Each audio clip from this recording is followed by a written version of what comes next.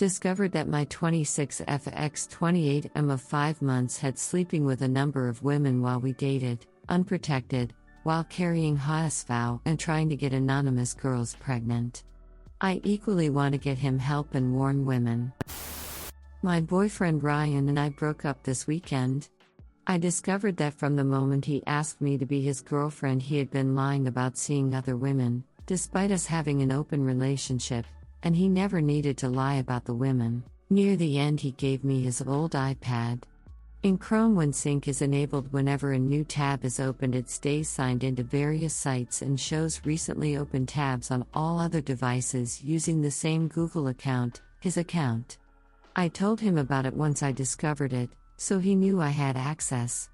Of course, a lot of it was PRN and video games and gave me laughs. But when I clicked on a tab link one day, I then saw that he had been using every dating site known to man, in addition to Reddit, Craigslist, even Experience Project to find girls. And also more specifically young girls who wanted to get pregnant. I'm a fairly kinky person, and even with things I don't personally agree to, I'm accepting. But this was taking it entirely too far. Telling girls across the country, users he'd never met or even traded photos with via Craigslist or Reddit, that he would breed them and get married right away, about his ex that he impregnated who terminated as proof of his fertility. Trying to form anonymous raw gene banks to get a girl pregnant and leave her with a child. Even if it was just a F-tish, he never said a word to me. What's worse, is that Ryan was sending messages using his real contact information and photos. In addition to being careless in communication, shortly before we broke up, he said in an offhand remark that he hadn't been tested in at least a year. At the very least, he had herpes.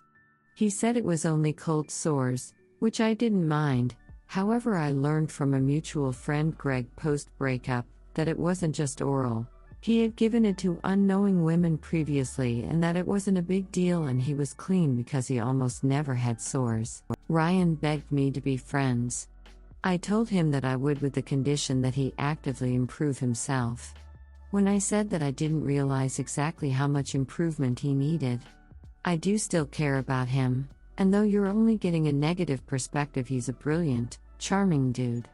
In talking to Greg, we came to an agreement that Ryan at the very least has a time addiction, and a possible reason for his lack of intimacy with me was not being able to objectify me the same way. But who knows? He has a history of addictive behavior anyway that I won't get into, and I want Ryan to get help, ASAP, but we're worried he might not be receptive to it. After having this talk with Greg, I want nothing more than to warn all the girls he's talking to, at least the ones I discovered on FB, and tell them to run. I had an appointment today to find out the extent of the anonymous damage that he'd possibly done, but I have the luxury of being aware. I doubt any of them know, and there's a 100% possibility that he's having unprotected time with them and they're allowing it since he insists he's clean. Also, I have no idea if I want to help him anymore. I care for him enough to wish that he could get better. Near the end of the relationship, I got very ill, and he was one of the only people who came to visit me and would call to see if I was okay. I feel like I owe it to him to help. But with all this new information, it's hard to know if he's actually a decent person or was pretending to be. Redditor's reactions update after. Redditor 1, stop making excuses for this scumbag. Redditor 2, he's an addict, and addicts, when searching for their fix, tend to become a lot more selfish than they would with a clear mind on other topics. What he's normally like doesn't matter in this context, and you need to view the situation from a more neutral standpoint based on facts before opinions. It's not exactly a good thing he's doing, quite an asshole behavior giving women herpes, so yes, I think you should tell them. Make it a condition to Ryan to post it, admit to it, on his profiles. After a bit of therapy, make sure he isn't seeking out his little F-tish in the meantime. That's how I'd go about it. Encourage him to get help, do some sleuthing to make sure he doesn't screw it up. You don't need to go out of your way, but can nudge him towards becoming honest as a start point with his herpes. Add it, and yes, absolutely tell the girls. Answer: my fear is that I'll look like the scorned, crazy ex and be dismissed. I have screenshots of the messages that he sent on Reddit Craigslist that a friend told me to send with the message to the girls as proof.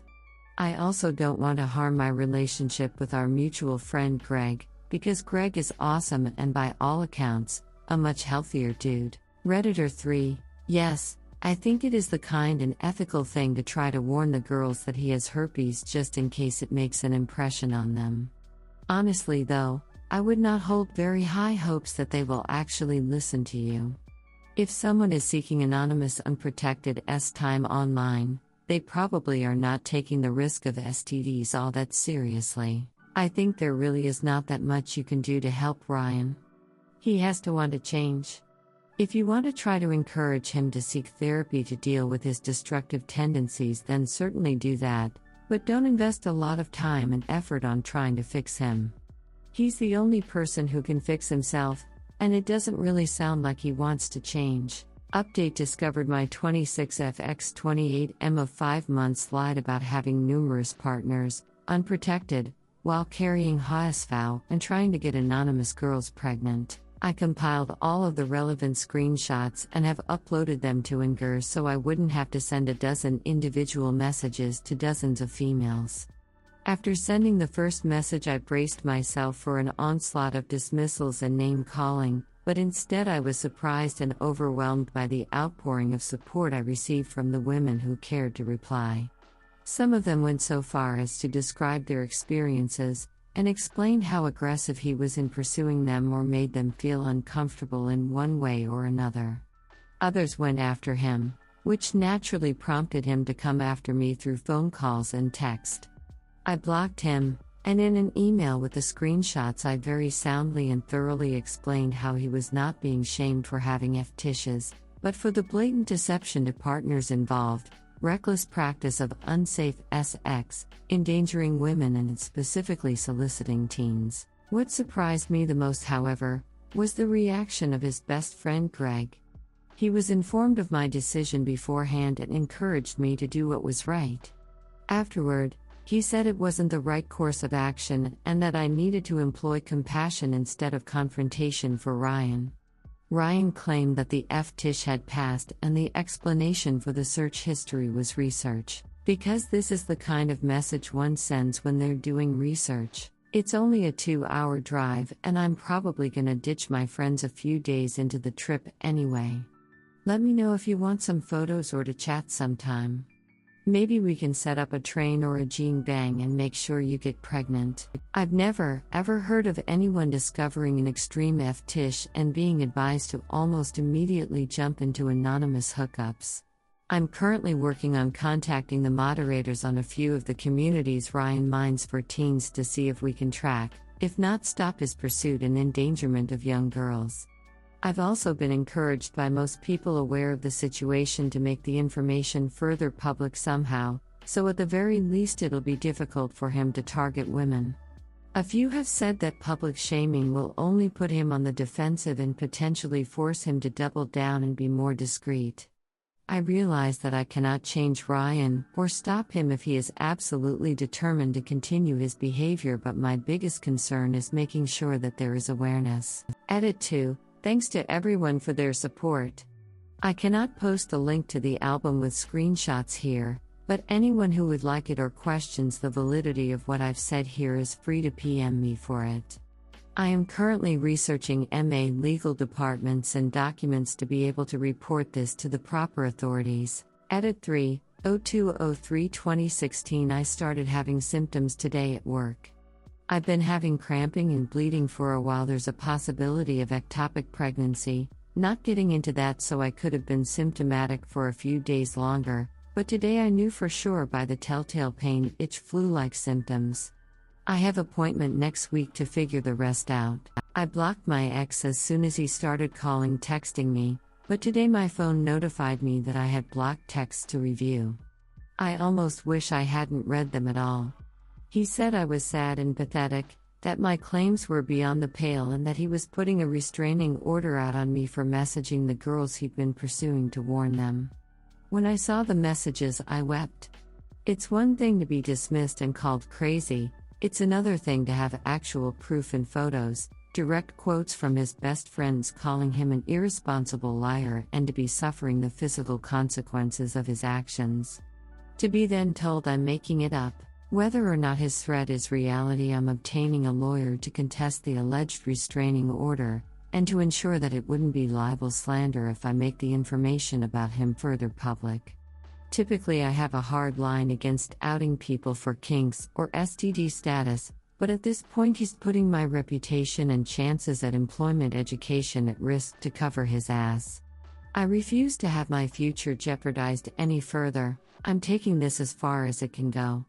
Women aren't cattle or banks, and I will not suffer liars. I may not post for a while, and depending on what my lawyer says I may have to delete. Either way, when this is resolved, Reddit, you'll know. Thanks to everyone who's supported me so far, and again, if anyone questions anything I've said, PM me and I will send you proof. Redditors' reactions. Redditor 1, you probably should tell the police FBI if you suspect him of having time with underage girls.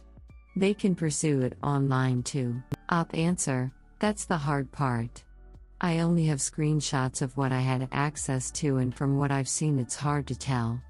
I honestly can't see him going that far, but then again I couldn't see him going this far either. Redditor 2, if you're under the impression that he's targeting teens and underage girls, notify his local PD with your evidence and don't back down until one of them takes you seriously, even if you have to call a female officer. Op answer, I know that he's targeting teens, but the exact age group is difficult to know for sure since I only have screenshots evidence of what I had access to.